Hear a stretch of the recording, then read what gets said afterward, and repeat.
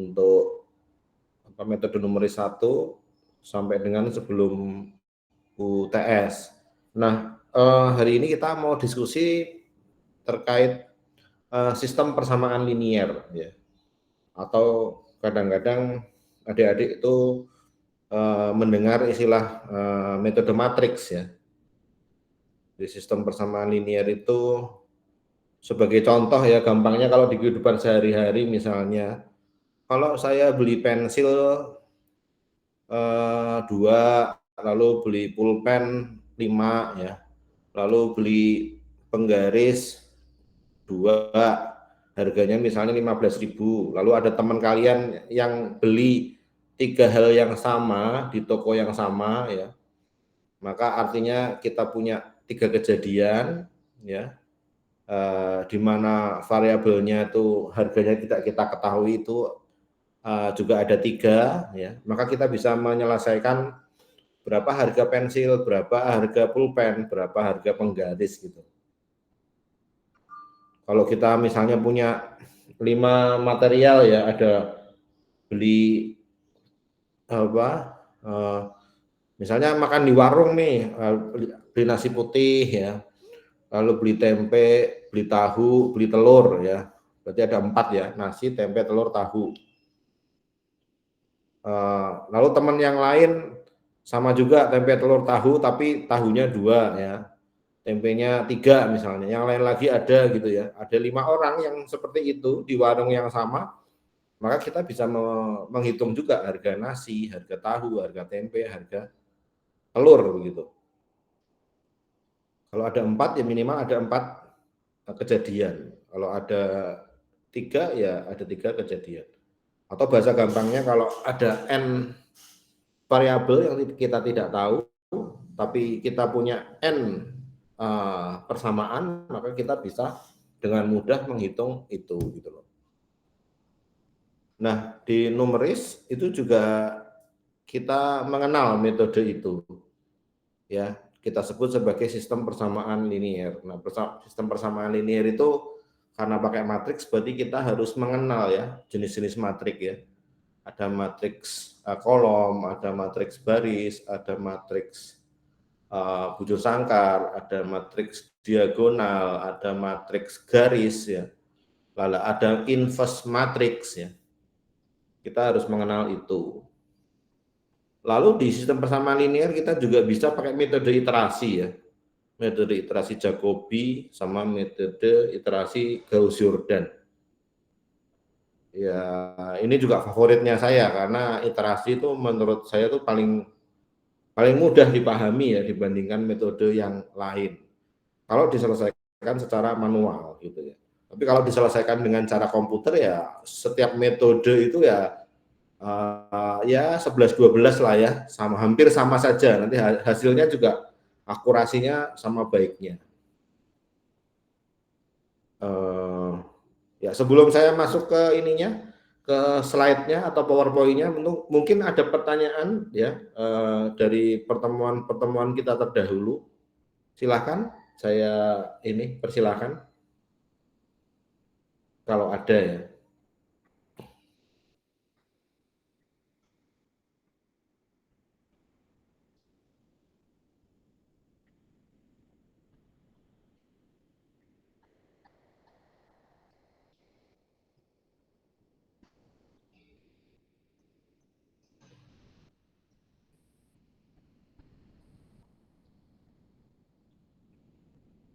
Kalau nggak ada, kita masuk ke materi ya.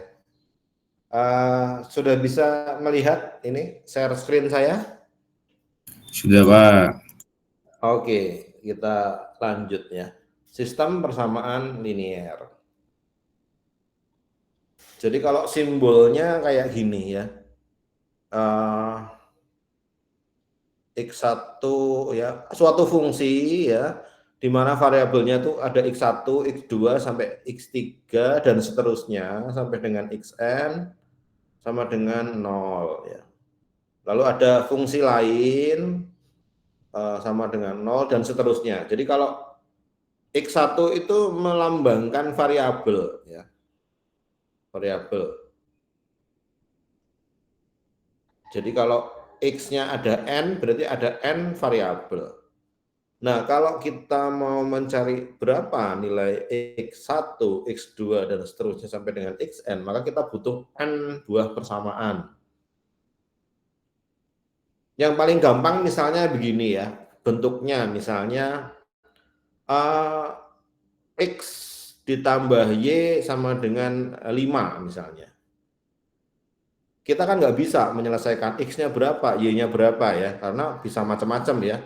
Bisa 5 sama 0, bisa 4 sama 1, ya, bisa 3 sama 2, bisa 2 sama 3, bisa 1 sama 4, bisa 5 sama 0, bisa 2,5 sama 2,5 ya, bisa 3,5 sama 1,5, ya, bisa minus 5 sama plus 10, ya, bisa bla bla bla, variasinya sangat banyak. Tapi kalau ada persamaan X plus 5 sama X plus Y sama dengan 5, lalu di bawahnya lalu ada persamaan lagi misalnya X min Y sama dengan 0 misalnya ya. Nah, maka kita bisa mencari nilai eksak ya dari X1 dan X2, X dan Y gitu. Jadi kalau ada suatu persamaan pertama ya, ada dua variabel, maka kita butuh satu persamaan matematika lagi untuk menyelesaikan X-nya berapa, Y-nya berapa. Ya. Atau misalnya kalau ada 3 persamaan, misalnya X plus Y plus Z sama dengan 10 ya, maka kita butuh 2 persamaan lagi, misalnya X plus Y min Z sama dengan 5. Lalu satu lagi misalnya X min Y min Z sama dengan 3 misalnya. Nah itu dari 3 persamaan bisa menjawab berapa besar masing-masing variabel itu secara eksak. Nah ini bahasa simpelnya yang paling atas ya. Jadi kalau mencari N bilangan tak diketahui dari N persamaan. Artinya kalau ada 3 bilangan tidak diketahui, maka kita butuh 3 persamaan.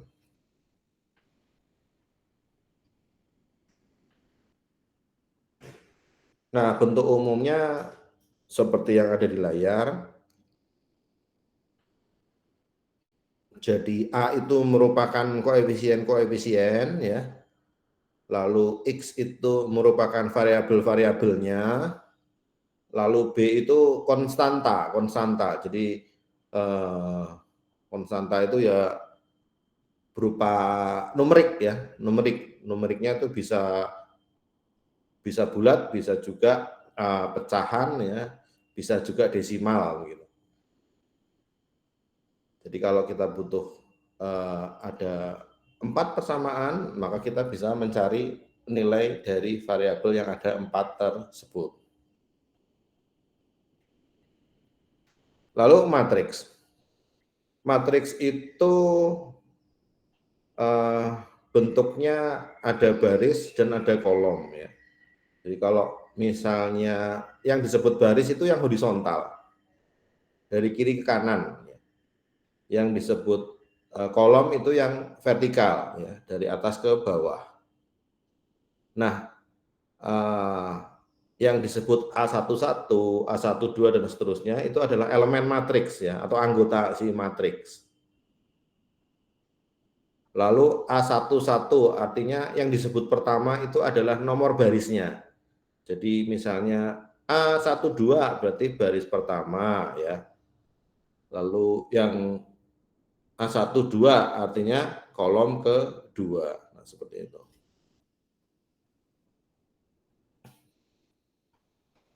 Lalu matriks itu bisa sangat kompleks ya. Dari misalnya satu baris satu kolom bisa menjadi dua baris satu kolom menjadi berapapun ya. Maka secara umum dapat ditulis bahwa kalau matriks M kali N itu artinya matriks itu elemennya ada M baris dan kemudian ada N kolom. Jumlah elemennya berapa ya? Jumlah elemennya adalah M kali N. Itu jumlah elemen dari si matriks. Kemudian ada juga yang bentuk khusus ya dari matriks. Jadi ada matriks baris. Maksudnya adalah terdiri dari hanya satu baris. Ada juga matriks vektor kolom, terdiri dari satu kolom. Kemudian ada matriks bujur sangkar, artinya jumlah baris dan jumlah kolomnya itu sama. Ya. Jadi misalnya bisa matriks 2x2, 3x3, ya 5x5 dan sebagainya.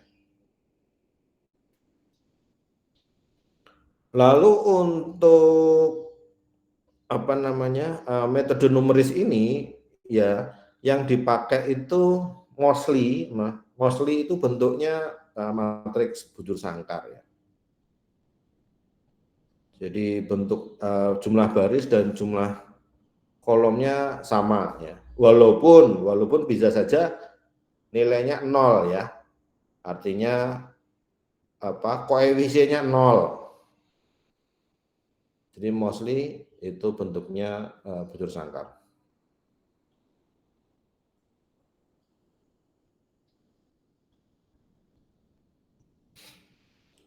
Lalu beberapa tipe matriks bujur sangkar. Ada matriks simetris ya. Jadi AIJ sama dengan AJI. Ada matriks diagonal. Jadi di tengah-tengahnya ya dari kiri atas sampai dengan kanan bawah ya. Itu ada angkanya dan tidak nol ya, tapi angka-angka yang lain itu nol. Lalu ada matriks identitas.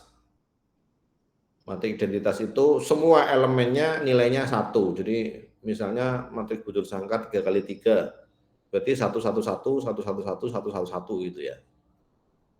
Itu matriks identitas. Lalu ada matriks segitiga atas. Matriks segitiga atas itu di atas diagonalnya itu ada angkanya tidak nol ya. Atau kalau dibalik berarti di bawah diagonal itu 0. Yang lain ada angka tidak nol. Lalu matriks segitiga bawah. Jadi paling gampang ngapalinya ya berarti kalau segitiga bawah berarti yang bawah tidak nol gitu. Lalu ada matriks pita, yaitu matriks yang elemennya sama dengan 0 kecuali pada jalur yang berpusat pada diagonal utama. Nah, jalurnya itu bisa 1 jalur, bisa 2 jalur, bisa 3 jalur. Kemudian matriks itu juga bisa dilakukan operasi-operasi ya, bisa dijumlah ya, bisa dikalikan, bisa dikurangi, lalu dia bisa ditranspos ya. Transpos itu artinya suatu matriks kalau dikalikan dengan transposnya, transpos itu kolomnya jadi balok, kolomnya jadi baris, barisnya jadi kolom ya transpos. Kalau inversi itu matriks yang kalau dikalikan dengan inversinya maka hasilnya menjadi matriks satuan ya. Lalu dikenal juga peningkatan matriks, artinya kalau kita punya matriks asal itu bisa ditambahkan di sebelah kanannya beberapa kolom. Tujuannya untuk memudahkan operasi pada hitungan-hitungan numeris.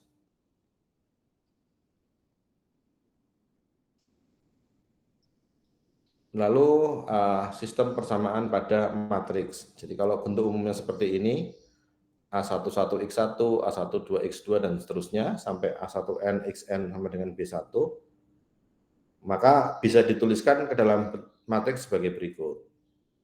Nah, jadinya kayak gini ya. Jadi bentuk sebelumnya ini bisa ditulis dalam bentuk matriks yang di halaman ini.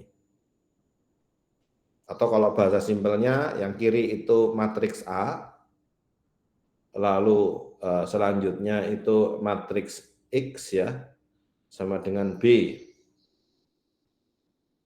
Di matriks yang X ini adalah variabel-variabel yang dicari. Sedangkan B itu adalah konstanta-konstantanya. Nah, kalau di penelitian di manajemen konstruksi itu sangat banyak pakai ini ya. Misalnya begini, misalnya penelitian tentang faktor-faktor yang mempengaruhi penggunaan BIM pada proyek gedung tinggi di Jakarta misalnya. Nah, yang berpengaruh itu kan satu bisa sumber daya manusia, yang kedua bisa hardware, yang ketiga bisa software, yang keempat bisa regulasi, yang kelima bisa misalnya ekosistem ya, keenam bisa lingkungan begitu. Nah, sehingga ada enam variabel. Tadi ada sumber daya manusia, ada hardware, ada software, ada lingkungan, ada regulasi ya. Nah, kalau kita melakukan kuesioner atau survei dengan jumlah survei 50-an ya minimal, maka kita bisa tahu misalnya, oh nanti faktor dominannya yang mana nih? Yang X1, X2 atau sampai dengan Xn, bisa kita hitung ya. Atau penelitian yang berhubungan dengan sosial juga bisa ya, misalnya antara kesejahteraan dan lingkungan kerja terhadap produktivitas kerja, nah itu juga bisa ya. Jadi bagaimana pengaruh kesejahteraan ke produktivitas, bagaimana pengaruh lingkungan kerja ke produktivitas ya, itu juga bisa. Atau kalau di kesehatan misalnya bisa juga ya, misalnya faktor-faktor yang mempengaruhi berat badan ya, itu kan bisa karena genetik, bisa karena lifestyle ya, bisa karena apalagi beban kerja misalnya ya, atau bisa juga karena faktor lain misalnya ada yang lain. Nah itu bisa dihitung pakai persamaan linear. Atau kalau di ekonomi misalnya faktor-faktor yang berpengaruh untuk inflasi misalnya. Inflasi kan tergantung macam-macam ya, peredaran uang ya, tergantung nilai konsumsi, tergantung pendapatan, tergantung gaya hidup ya, tergantung kondisi global dan sebagainya. Jadi banyak sekali ya kasus-kasus yang bisa diterapkan di metode matriks ini. Nah, prinsipnya adalah kalau kita punya beberapa variabel, maka kita butuh beberapa persamaan, sehingga masing-masing variabel itu bisa kita hitung. Nah, beberapa metode yang dipelajari di bab ini ada dengan metode matriks sama dengan metode iterasi. Yang matriks itu ada eliminasi Gauss, ya, ada Gauss-Jordan, ada sapuan ganda Cholesky. Lalu yang iterasi ada metode Jacobi dan metode Gauss-Seidel. Yang dengan matriks itu misalnya ya metode eliminasi Gauss itu yang paling simpel ya. Lalu di bawahnya Gauss-Jordan itu ada peningkatan-peningkatan, lalu sapuan ganda Cholesky ada peningkatan-peningkatan lagi. Sehingga proses perhitungannya kalau secara manual itu dengan cara yang nomor 3 akan lebih cepat daripada nomor 2 lebih cepat daripada nomor 1 gitu. Demikian juga yang iterasi ya, dengan metode Jacobi itu misalnya butuh 10 iterasi, kalau dengan Gauss-Seidel bisa lebih sedikit ya, bisa 6, 7 atau 8 iterasi. Jadi kalau kita pakai cara manual, makin ke bawah itu makin cepat proses ngitungnya ya. Tapi kalau kita pakai komputer sekali lagi, metode apapun yang mau kita pakai ya waktu menjadi tidak terlalu signifikan bedanya karena semuanya sudah by program ya. Kita masukkan input-inputnya, maka hitungan sepersekian detik akan keluar outputnya. Kalau persamaannya sederhana, kalau persamaannya very complicated ya mungkin hitungannya bisa menit, bisa jam, bisa hari, bisa minggu ya tergantung model yang kita susun untuk penyelesaian linear ini.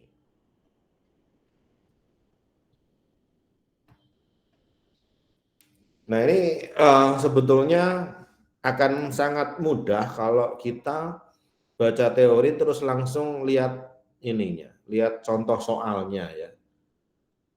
Nanti coba seperti itu. Nah kalau adik-adik sudah baca teorinya, lalu sudah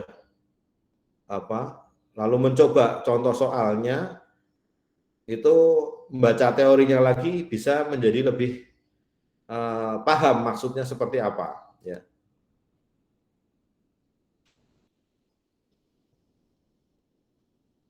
Jadi petunjuknya adalah kalau kita pakai metode eliminasi Gauss, maka sebetulnya kita membentuk segitiga atas.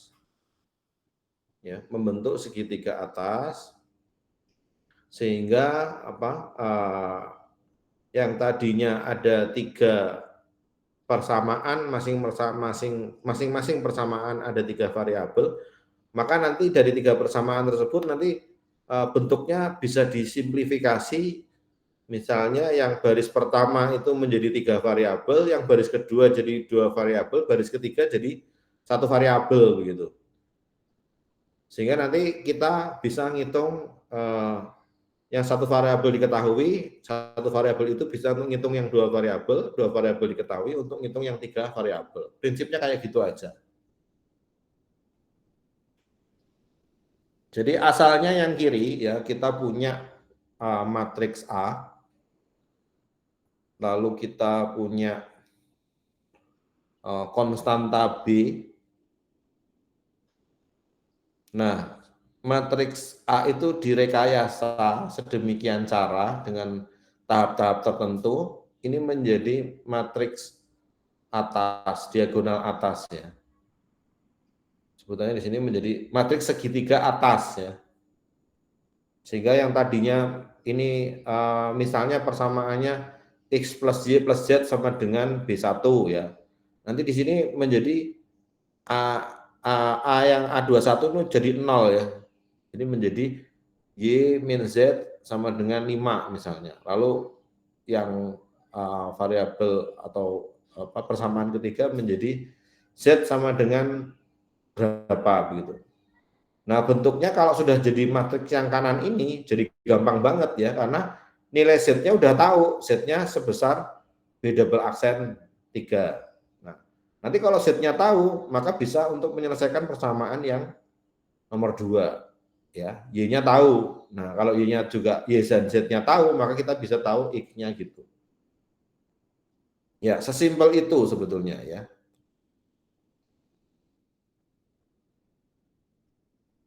Nah, kita lihat contohnya di itu di bukunya Pak Bambang ya.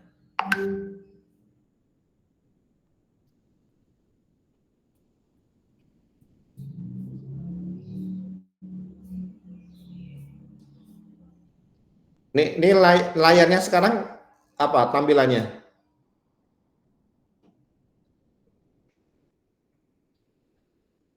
Masih PPT, Pak. Oh, masih PPT. Oh ya, berarti saya Masih PPT, Pak. ya. Berarti saya harus rubah share screen aja berarti.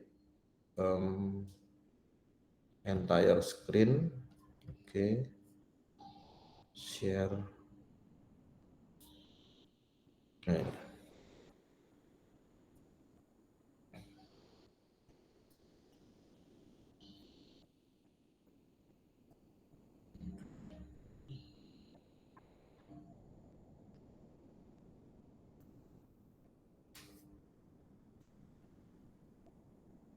Contoh mana nih? Nah ini. Metode eliminasi Gauss.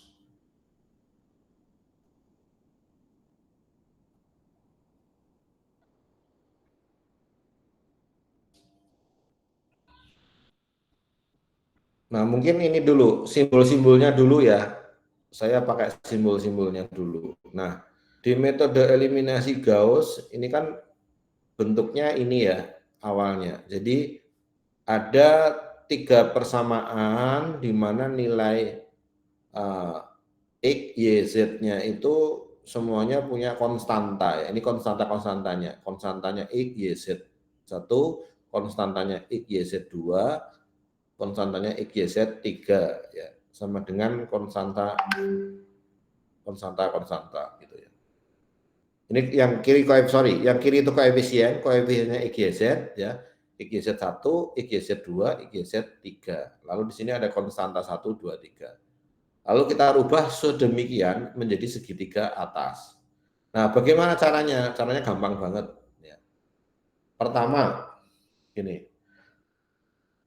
lihat di persamaan 33A. 33A itu bentuknya adalah A11X1, A12X2, dan seterusnya sama dengan B1. Nah, persamaan 33A ini dibagi A11 ya. Jadi sumbu kiri, ya, suku kiri dibagi A11, suku kanan juga dibagi A11. Menjadi persamaan 34 ya. Ya, A11 dibagi A11 kan 1, berarti X1. Ini menjadi A12 dibagi A11 dan seterusnya menjadi 34. Nah, kalau sudah dibagi A11, maka persamaan 34 ini dikalikan dengan koefisiennya 33B yang X1. Dikalikan dengan A2. Ya, jadi 3.4 ini dikalikan dengan A21 menjadi persamaan 35. Ya. Lalu persamaan 35 itu dikurangi persamaan 33B ini dikurangi dengan persamaan 35. Sehingga nilai koefisien di X1-nya itu sama dengan 0 gitu. Ya, atau persamaan 33B ini menjadi yang ini. A aksen 22X2 karena yang X1-nya sudah sama dengan 0.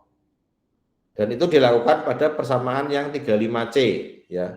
Sehingga menjadi segitiga atas. Nah, contoh gampangnya ini. Contoh gampangnya yang contoh 5. Contoh 5. Nah, contoh 5 itu yang 1A ya. Itu dibagi 3 ya. Jadi kita kan sepakati dulu nih, kita pahami dulu. Kalau kita punya 3 variabel ya, kita kan berarti punya 3 variabel nih yang kita nggak ngerti.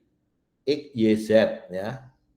Maka kita butuh 3 persamaan untuk menyelesaikan berapa nilai X, berapa nilai Y, berapa nilai Z. Kita punya 3 persamaan nih, persamaan A, persamaan B, persamaan C. Nah, metode eliminasi Gauss itu adalah langkah pertamanya membagi persamaan pertama dengan koefisien pertama yaitu 3. 3X dibagi 3 X ya. 1Y dibagi 3 0,33Y. Minus 1Z dibagi 3 minus 0,33Z.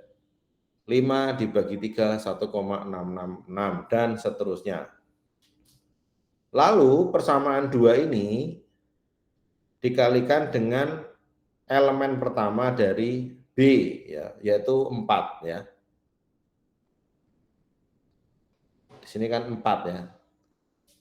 Nah, persamaan 2 ini dikalikan 4 menjadi 1 kali 4 4x, 0,33 kali 4 1,33, minus 0,33 kali 4 minus 1,33, 1,66 kali 4 6,66. Lalu persamaan 1B itu dikurangi persamaan 3. Tujuannya apa? Ya, tujuannya supaya X-nya tereliminasi. Karena apa? Karena nilai koefisien dari X itu udah sama. Ya. Jadi nilai persamaan 2 ya sudah dikalikan jadi persamaan 3. Lalu persamaan 1B yang 4X plus 7Y dan sebagainya itu dikurangi persamaan 3 ya. 4X kurangi 4X itu jadi 0X gitu kan. Lalu kemudian 7Y dikurangi dengan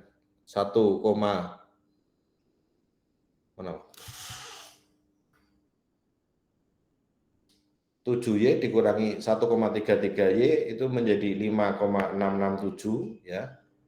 Lalu kemudian min 3 min 1,33 min ya, ini menjadi minus 1,67Z. Artinya apa? Artinya persamaan yang kedua itu menjadi 2 variabel saja, yaitu Y dan Z saja. Nah, setelah itu caranya hampir sama ya. Lalu kalikan persamaan 2 dengan elemen pertama dari 1C ya. Kalikan persamaan 2 dengan ini 1C. Jadi 4X kalikan persamaan 2 dengan elemen pertama 1C. Ini persamaan 2 dikalikan dengan elemen pertama 1C. Elemen pertama 1C berapa? 2. Jadi persamaan 2-nya menjadi 2X bla bla bla bla bla gitu. Lalu setelah itu dengan operasi yang sama, lalu 1C ini dikurangi persamaan 5 ya. Sehingga kita punya 2 variabel saja karena X-nya sudah hilang gitu. Nah, persamaannya yang tadinya persamaan 2 dan 3 itu ada 3 variabel, ini menjadi persamaan 2 dan 3-nya menjadi 2 variabel saja. Nah, nanti langkah selanjutnya yang 7B sama 7C dinormalkan ya. Dinormalkan dengan cara apa? Dibagi dengan 5,667. Yang ini juga dibagi, ini dibagi. Ya, kalau sudah dibagi, lalu kemudian dikalikan dengan koefisiennya ini ya, minus 2,66. Dikalikan semuanya. Nah, nanti persamaan ketiga menjadi ini saja ya. Z-nya saja atau variabel yang ketiga. Nah, Z-nya sudah bisa dihitung nilainya. Nah, Z-nya dihitung, Y-nya bisa dihitung, Y-nya dihitung, X-nya bisa dihitung. Nah, urutannya kayak gitu. Dan kalau kita amati di sini kan menjadi matriks segitiga ya. Kenapa matriks segitiga? Karena yang lainnya 0 ya. Ini kan masih segitiga. Yang pertama ada 3 variabel, lalu 2 variabel, lalu 1 variabel.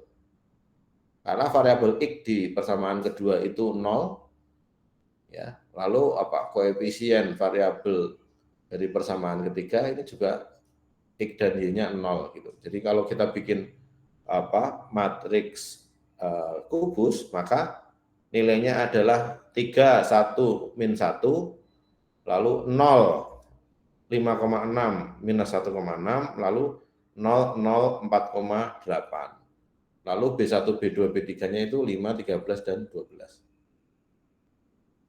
Nah, ketemu nilai Z, Y, sama X. Nah, kayak gitu aja.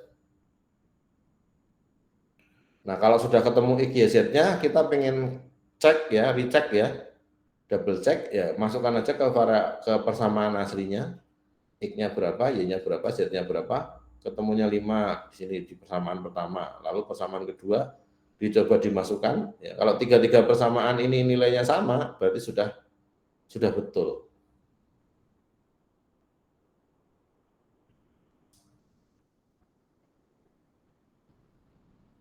Nah, bagaimana kalau misalnya ada 5 persamaan ya di sini? Ada 5 variabel, 5 persamaan ya. Berarti kita akan melakukan penyelesaian persamaan ini. Yang pertama apa?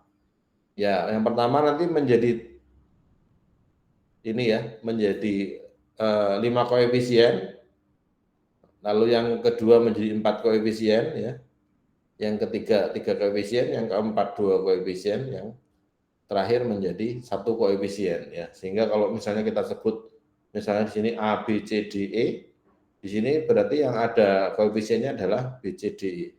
Bawahnya lagi C, D, E, bawahnya lagi D, E, bawahnya lagi E gitu loh. Sehingga ketemu E-nya dulu, habis itu ketemu D-nya, ketemu C-nya, ketemu B-nya, ketemu A-nya. Kayak gitu. Sampai di sini bagaimana? Ada yang mau bertanya mungkin? Silakan. Mungkin ada yang mau bertanya. Paling gampang itu dipraktekin ya, dicoba di ini, di latihan sendiri di kertas.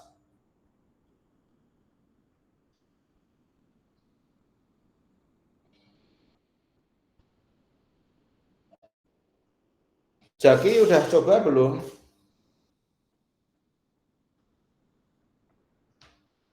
Jaki Masih nyoba, Pak. di rumah belum nyoba, di rumah.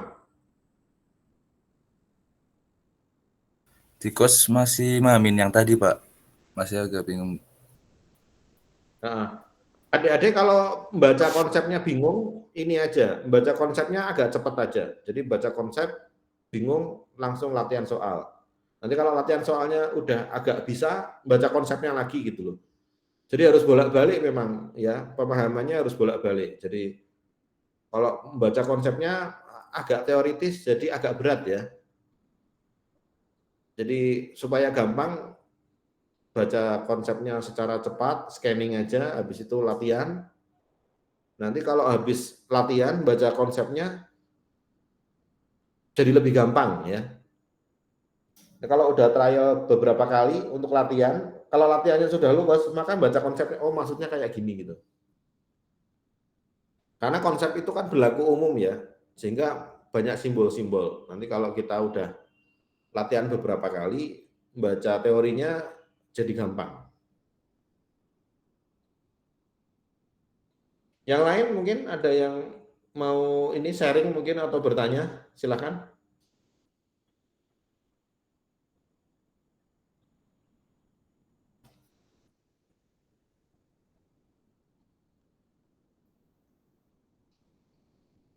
Atau kita lanjutkan. Nah, sekarang selanjutnya, setelah eliminasi Gauss, kita masuk ke metode Gauss-Jordan.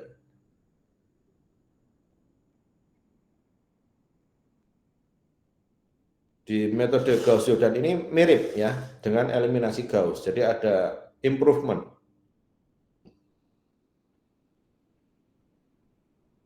Dalam metode Gauss-Jordan, bilangan tak diketahui dieliminasi dari semua persamaan, yang dalam metode Gauss, bilangan tersebut dieliminasi dari persamaan berikutnya.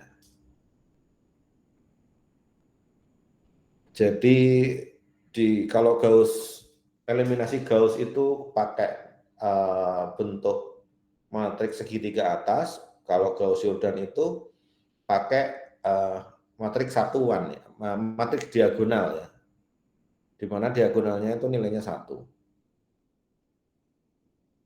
Jadi merubah dari bentuk matriks A ini menjadi matriks yang kanan ini ya. Jadi matriks diagonal yang diagonalnya itu nilainya 1. Nah, kalau diagonal nilai 1, maka nilai dari variabel pertama adalah B bintang, nilai variabel kedua adalah B2 bintang, variabel ketiga adalah B3 bintang. Nah, caranya bagaimana? Kita lihat di contoh soal yang Gauss-Jordan.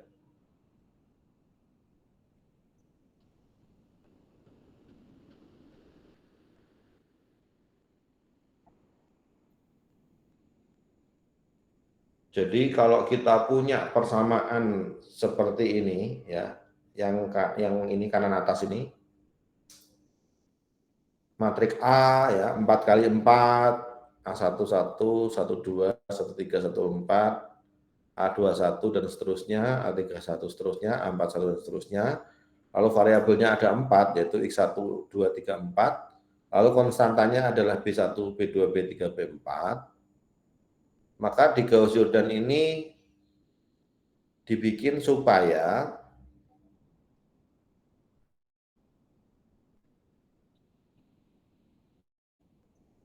bentuk pertamanya menjadi apa? Koefisien dari elemen pertama itu supaya sama dengan 1. Caranya bagaimana? Ya dengan dibagi dengan elemen itu ya. Jadi misalnya nih, koefisien dari tadinya A12 itu nilainya 5 ya, berarti dia dibagi 5 gitu.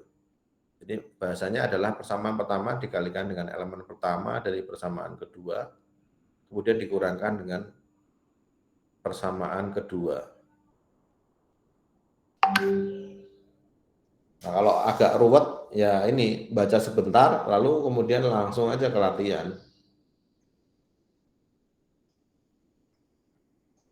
Misalnya persamaannya sama dengan yang contoh 5 ya. Kan ini menjadi 3, 1, min 1, 4, 7, min 3, 2, min 2, 5, lalu X, Y, Z, lalu matriks B-nya adalah 5, 20, 10. Kan kayak gini. Cara pertamanya ya ini, 3, 1, min 1 ini dibagi 3 semua ya. 3 bagi 3, 1. 1 bagi 3, 0,33. Min 1 dibagi 3, minus 0,33. Lalu 5 dibagi 3, 1,66. Nah, setelah itu apa? Setelah itu, persamaan pertama dikalikan dengan elemen pertama dari persamaan kedua, kemudian dikurangkan terhadap persamaan kedua. Bahasa gampangnya itu 1 ya, dikalikan 4 ya, menjadi apa?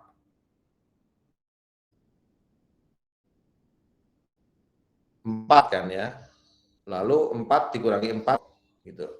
Jadi persamaan kedua dengan ke 1 dikalikan 4 gitu.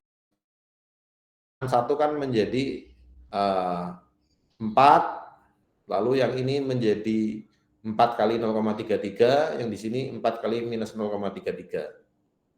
Lalu kalau 4 dikurangi 4 ya 0 ya. Lalu 7 dikurangi 4 kali 0,33 nilainya 5,66. Lalu min 3 dikurangi dengan 4 kali minus 0,33 itu min 1,668. Lalu 20 ya, dikurangi dengan 1,667 kali 4 itu nilainya adalah 13,336. Sehingga menjadi persamaan yang seperti ini ya untuk baris kedua. Baris ketiga ya tinggal 2 dikurangi apa? 2 kali 1 0. Min 2 dikurangi 2 kali 0,33 minus 2,67. 5 dikurangi 2 kali 0 minus 0,33 ketemu 5,66. Lalu apa? 10 dikurangi 2 kali 1,667 ketemu 6,668. Sehingga matriknya jadi matrik yang ini.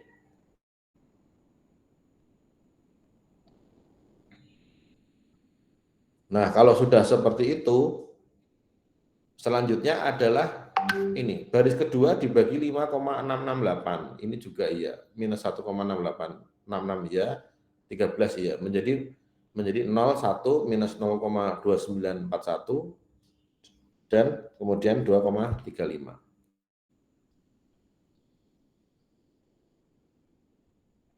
Lalu persamaan kedua ini dikalikan dengan koefisien yang minus 2,66 ya. Lalu ini dikurangi di atasnya ya jadi 0.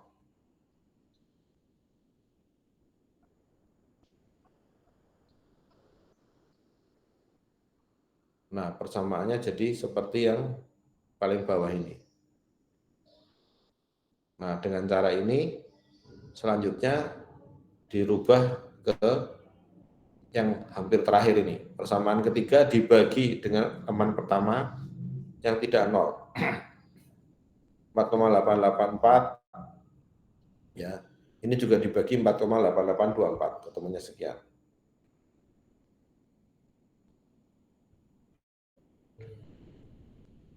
Lalu yang terakhir, persamaan ketiga dikalikan elemen ketiga dari persamaan pertama dan kemudian dikurangkan terhadap persamaan kedua. Tujuannya adalah membuat nol yang ini, yang baris pertama paling kanan dan baris kedua paling kanan.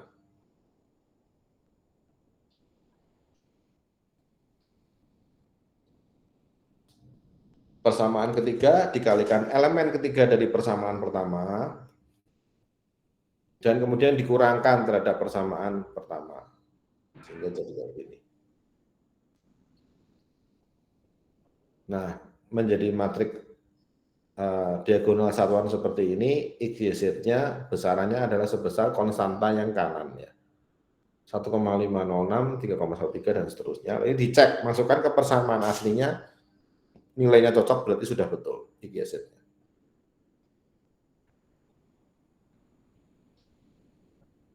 Sampai di sini gimana? Sampai di sini. Nek nggak latihan ya agak susah dibayangin, tapi kalau udah latihan gampang. Gimana? Ada yang mau nanya?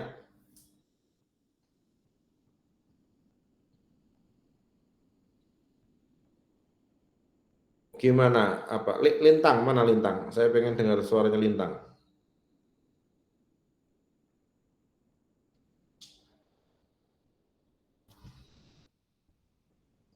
Halo Lintang?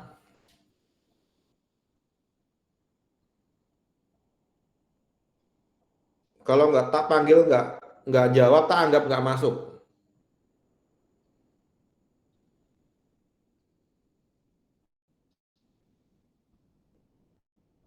Suara saya bisa didengar nggak ini, Grahita? Dengar Bapak, dengar Bapak. Iya, Lintang mana Lintang nih? Hadir, Pak. Oh iya, Lintang gimana? Ada pertanyaan? Belum ada, Pak. Belum ada. Kalau ada pertanyaan langsung aja ya di ini disampaikan.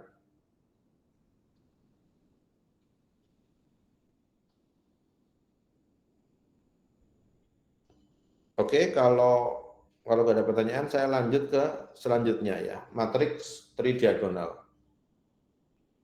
Matriks tridiagonal itu sebutannya metode sapuan ganda ya. Karena apa? Karena namanya aja ganda ya. Ganda itu ada dua berarti. Ada dua besaran yang kita ciptakan untuk mempermudah proses perhitungan ya. Di sini kita sebut aja besaran variabel barunya itu namanya P sama Q. Jadi matriks tridiagonal atau sapuan ganda Cholesky ini sebetulnya sebutannya mirip dengan matriks pita. Nah, matriks pita itu kita punya diagonal ya. Lalu di atasnya diagonal ada besaran-besaran yang lain ya. Jadi diagonalnya kan B2X2, B1X1, B3X3, B4X4 dan seterusnya sampai dengan BNXN. Nah, jadi yang ada nilainya tuh yang di ini tiga ini di tengah-tengah aja ya. Yang lain-lain yang nggak ada di tulisan ini nilainya 0 ya koefisiennya. Nah, yang bikin ini gampang itu gini. Ini persamaan umumnya ya, persamaan umumnya. Jadi nilai XI ya, itu besarannya adalah PI kali XI plus 1 ditambah QI gitu. Nah, PI sama QI sendiri itu besaran yang kita ciptakan, di mana nilai PI itu adalah minus dari CI dibagi ini. Jadi nilai X1, nilai X2, nilai X3 sampai Xn itu bisa kita dapat dari ini. Jadi kalau kita sederhanain ya, X1 sama dengan P1 dikalikan X2 dikalikan Q1 gitu. Nanti X2 sama dengan P2 kalikan X1, X3. Ini kan 1 plus 1 ya. Jadi kalau I-nya 1 berarti X1, di sini P1, di sini X2, di sini Q1. Kalau X2 berarti sini P2, di sini X3, di sini 2. Gimana, ada yang nanya ya? Oke. Gimana Ahmad, ada yang mau ditanyakan, silakan. Mohon maaf Pak, ini belum share screen PPT-nya ya Pak? Oh belum ya?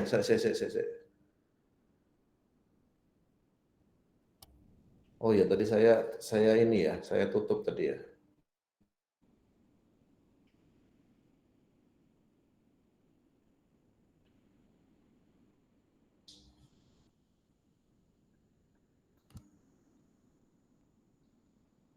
Nah, ulangi ya, matrik tridiagonal ini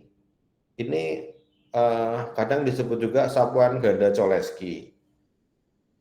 Jadi tridiagonal karena di 3 diagonal itu ada angkanya, sedangkan di bagian atas sama bagian bawah itu nilainya 0 ya koefisiennya. Nah, bentuknya kayak gini. Jadi yang tengah itu ada angkanya, yang di segitiga atas dan segitiga bawah itu koefisiennya 0. Nah, kalau mau menyelesaikan persamaan di sapuan ganda, itu kita sebetulnya persamaan umumnya itu yang atas ya. XI sama dengan PI, XI plus 1 plus QI gitu. Nah, PI ini adalah variabel baru yang kita ciptakan. QI juga iya, variabel baru yang kita ciptakan. Nah, mungkin biar gampang satu-satu ya. Jadi kalau misalnya kita misalnya ada 3 persamaan, berarti kan kita nanti ada X1, ada X2, ada X3. Kita nyari besaran X1, X2, dan X3. Nah, X1 itu sama dengan P1 ya, kalikan dengan X2 ditambah Q1 gitu. Nanti X2 sama dengan P2 dikalikan X3 ditambah Q2 gitu. Nanti X3 sama dengan P3 dikalikan dengan X4 kali Q3 gitu. Nah, karena kita ada 3 variabel, misalnya kita 3 variabel, maka X4-nya itu enggak ada sehingga 0 ya.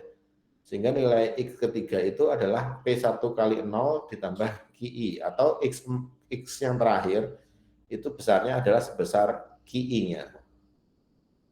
Nah, sekarang P dan Q itu apa? Nah, P dan Q itu didefinisikan bahwa besarannya minus ya, CI dibagi AI PI min 1 plus BI. Sehingga kalau kita nulis P1 itu minus C1 dibagi dengan A1 dikalikan P0 ya, ditambah B1 gitu. Nah, P0 sendiri nilainya juga 0. Sehingga nilai P1 itu minus CI dibagi dengan B1. Nah, QI bentuknya kayak gini ya. Nanti kalau 1 ya berarti I-nya diganti 1 semua. Q1, D1, A1, Q0.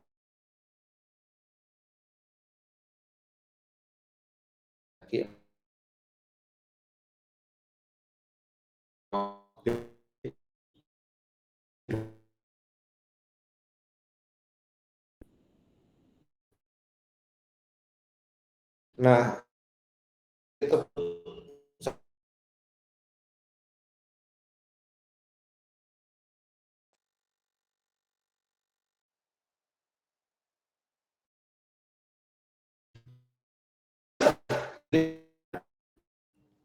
misalnya kita mencari 4 variabel ya.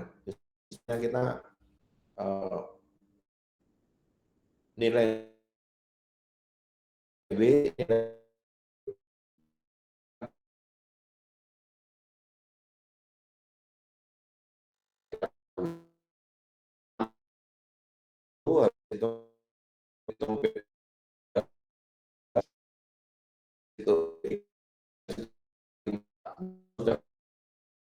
maka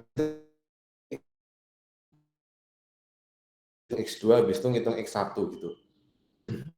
Jadi kita PKI P1 P2 P3 P4 habis itu semua dilakukan maka kita X4 X2 dan X1 gitu. Maka sapuan ganda ya, jadi kiri kanan habis itu kanan ke kiri gitu. Nanti kalau misalnya ada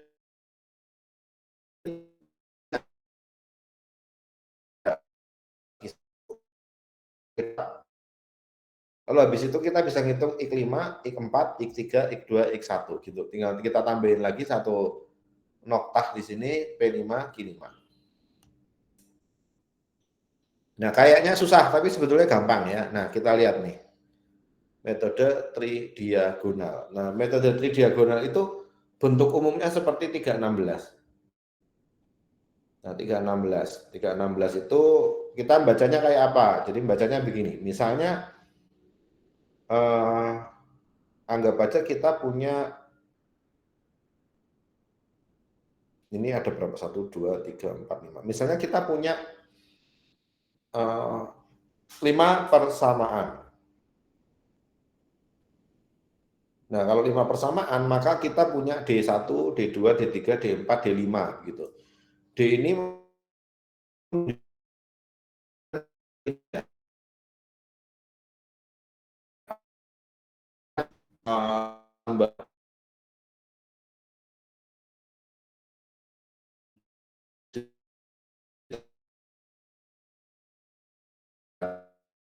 untuk menyelesaikan berapa nilai A, berapa nilai B, C.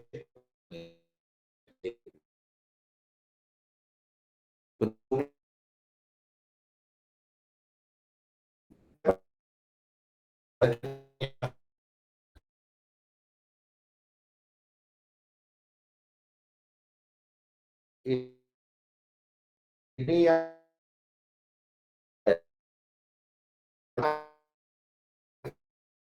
ini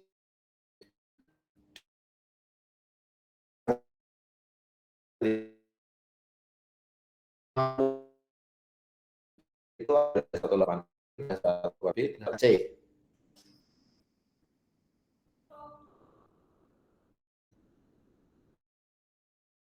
Nah, kalau mau contoh soalnya mana nih? Contoh soalnya, nah ini. Contoh 7. Selesaikan sistem persamaan berikut dengan menggunakan metode sapuan ganda. Jadi metode sapuan ganda itu ini ada 4 persamaan. Maka kalau misalnya ada 4 anu, maka kita butuh 4 persamaan. 4 anunya itu kan X1, X2, X3, X4 ya. Yang kita nggak tahu kan. Nah, bentuk umumnya itu adalah kalau 4 anu itu 2, 3, 3, 2 yang kita ketahui ya koefisiennya. Maka dari sini kita bisa bikin matriks tridiagonal.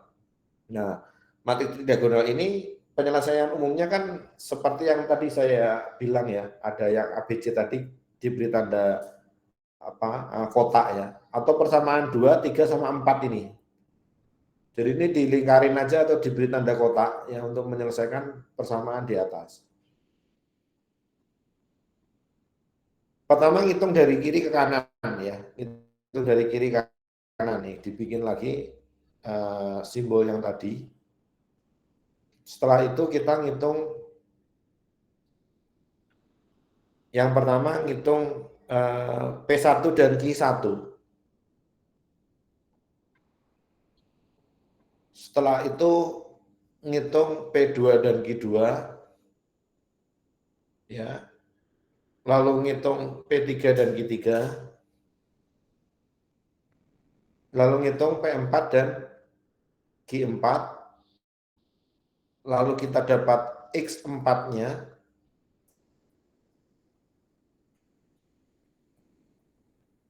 Mana nih?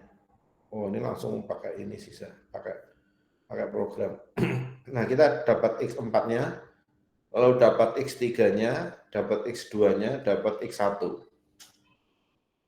Nah, kalau sudah dapat X1 sampai X4, maka cek ya, dikontrol, masuk ke persamaan aslinya. Sama nggak ininya? Suku kiri sama kanan. Begitu sama berarti sudah betul. Kayak gitu aja.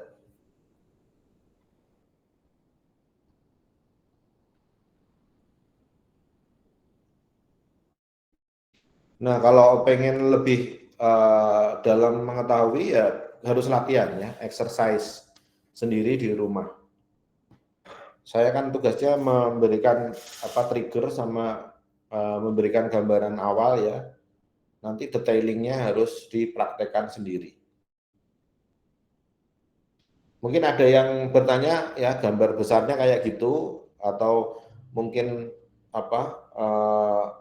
yang kemarin-kemarin bab 1 atau bab 2 ada kesulitan ya, tidak harus bertanya yang untuk hari ini. Silahkan kalau mau ada yang sharing atau bertanya. Kalau ada, kalau nggak ada juga nggak apa-apa. Terus daftar hadirnya bisa diisi ya sampai jam 11.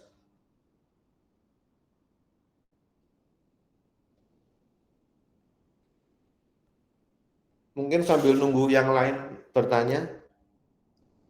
Kalau mahasiswa baru itu ada ininya nggak sih? Ada semacam orientasi kegiatan kampus, terutama HMTS di hari Sabtu atau hari Minggu ini? Ada nggak? Salah satu coba ngasih penjelasan. Di sini ketua angkatannya siapa? Dengan saya Pak. Oh, Graita. Gimana Ya, Pak. Graita ininya? Angkatan baru ada pendampingan dari kakak kelas nggak untuk misalnya? Untuk angkatan baru sudah ada Pak. Iya. Aku sudah ada kegiatan ospeknya Pak. Oh, sudah ada. Baik, Pak. Kegiatannya berapa kali? Mulai kapan? Untuk kegiatan kemarin setahu saya itu tuh ada kaderisasi. Itu sudah dimulai di awal bulan ini Pak. Oh, berarti sekitar 2 minggu yang lalu ya? Iya Bapak. Setahu saya segitu Pak. Hari apa? Sabtu, Minggu? Hari Sabtu dan Minggu Bapak. Oh, jam berapa sampai jam berapa? Kalau kemarin dapat laporan itu sekitar dari jam 7 Pak, mungkin bisa selesai di jam 3-an Bapak. Oh, Minggu juga kayak gitu? Minggu juga seperti itu Pak.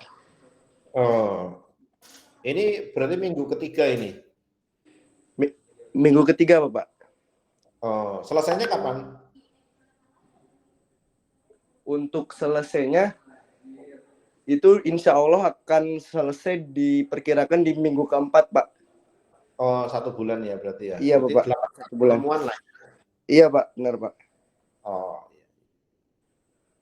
yang penting dilaksanakan secara tanggung jawab, lalu niatnya baik, caranya baik, supaya adik-adik kelasnya tuh bisa ngerti kegiatan kampus kayak apa, lalu istilahnya kiat suksesnya kayak apa, terus bisa aktif juga ya di luar kampus juga aktif ya, maksudnya kegiatan kampus juga aktif ya. Baik Pak, baik Pak. Itu mungkin ya. Baik Bapak. Graita mau nanya mungkin? Mungkin dari saya belum ada Pak. Oh, belum ada. Belum ada Bapak. Iya. Numerik itu gampang kok ya. Yang penting baca teori sedikit ya, nyari kertas, ngorek-orek ya. Ini kalau tips saya jangan pernah hanya membaca dan ngawang-ngawang ya. Ngawang-ngawang itu apa ya? Ngawang-ngawang itu ngira-ira gitu ya. Tapi memang harus pegang kertas, pegang bolpen, mencoba ya. Karena ini sih dengan menuliskan kembali sama latihan-latihan soal itu peningkatan pemahamannya bisa eksponensial ya, bisa cepat banget gitu. Saya itu kan sebetulnya sudah agak lama ya nggak megang numeris, tapi karena dulu pernah ya, lalu zaman kuliah juga agak seneng sama mata kuliah kayak gini, jadinya tinggal recall aja ya, baca 5 menit, 10 menit, oh langsung, oh gini caranya gitu loh. Jadi ini termasuk mata kuliah yang relatif menurut saya termasuk simpel ya, jauh lebih simpel daripada fisika, kimia, matematika dan lain-lain ya. Sejauh kita tahu bentuk umumnya, lalu kita tandain formula-formulanya, lalu kita sudah coba latihan untuk mengerjakan ya, ngikutin panduan-panduan di bukunya Pak Bambang, itu cepet banget ininya, ngertinya ya. Cuma memang ada ada sedikit penyesuaian ya, karena ada beberapa simbol-simbol baru dan ada sesuatu yang baru bagi adik-adik ya. Tapi kalau udah ngelewatin itu, nanti inget terus ya dan cepet ininya. Ya kayak kita inilah naik dulu pas belajar sepeda ya. Kalau kita udah pernah bisa naik sepeda kan, walaupun lama nggak naik sepeda ya tinggal 5 menit udah luas lagi gitu. Silakan loh kalau ada yang nanya.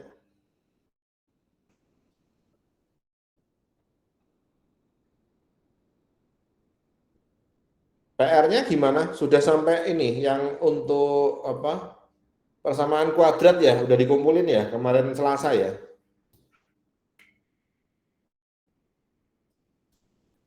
Nadia mana Nadia? Saya, Nadia, Pak. PR-nya gimana? Udah dikumpulin? Udah, Pak, untuk yang tugas kedua kemarin udah dikumpulin. Kedua itu apa? Tentang apa? Akar-akar persamaan, Pak. Iya, akar persamaan. Bisa ngerjain Nadia?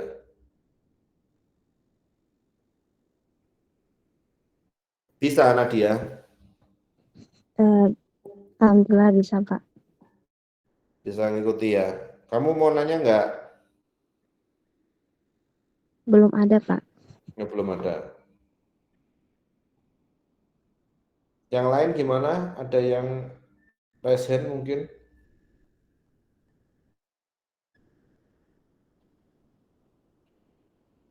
Oke, kalau nggak ada, pesan saya latihan sendiri di rumah, ya. Nanti minggu depan kita lanjutin yang ini, iterasi ya. Sistem persamaan linear yang iterasi. PowerPoint-nya sudah saya share di Eldiru, lalu daftar hadirnya jangan lupa diisi. Begitu ya adik-adik ya.